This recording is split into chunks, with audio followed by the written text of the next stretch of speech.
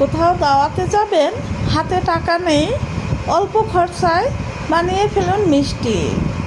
ঘরোয়াভাবে মিষ্টি তৈরির স্বাদই আলাদা। এটা নিয়ে আপনি দাওয়াতে যেতে পারেন কিংবা বাসায় বিকেলে নাস্তা হিসাবে খেতে পারেন। প্রথমে আমি সেই রেসিপি দেখাচ্ছি। দুধ দিয়েছি চুলায় এবং সাথে দারচিনি, এলাচি, তেজপাতা, লং সব কিছু মিক্স করে দুধটাকে ভালো করে জাল দিয়েছি।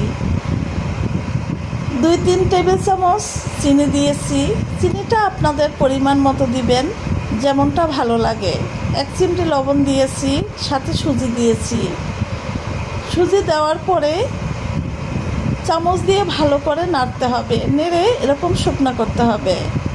শুকনা করার পরে সুজিটা একটু ঠান্ডা হতে দিলাম সামান্য। অন্য পাতিলে আমি পানি বসালাম, পানির ভিতরে আবার চিনি দিয়ে দিলাম বেশি পরিমাণে। ওটা চিনিটা পরিমাণ বুঝে দিবেন। তেজপাতা দিয়েছি, লং দিয়েছি, দারচিনি দিয়েছি, এলাচি দিয়েছি। সব কিছু দেওয়ার পরে এদিকে পানিটা বলকাইতেছে আর আমি সুজিগুলো মিক্স করতেছি ভালোভাবে হাত দিয়ে মলে।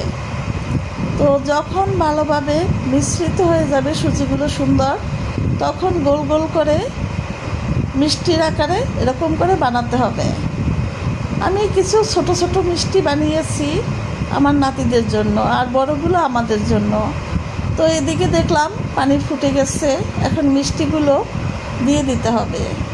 আস্তে করে মিষ্টিগুলো দিয়ে যেন ভেঙে না যায়, চুলার আঁচ একদম কমিয়ে দিতে হবে, যাতে মিষ্টিগুলো সেদ্ধও হয় এবং নরমও থাকে। তো আমি পাওয়ার কমিয়ে দিয়েছি, ডেকে দিয়েছিলাম। তো কিছুক্ষণ পরে এসে দেখলাম বলক উঠেছে। তো শিরাটাও টানছে মোটামুটি। চিনির পরিমাণটা আপনাদের মনের মতো দিবেন। এরপরে নুডলস বানালাম সবজি দিয়ে।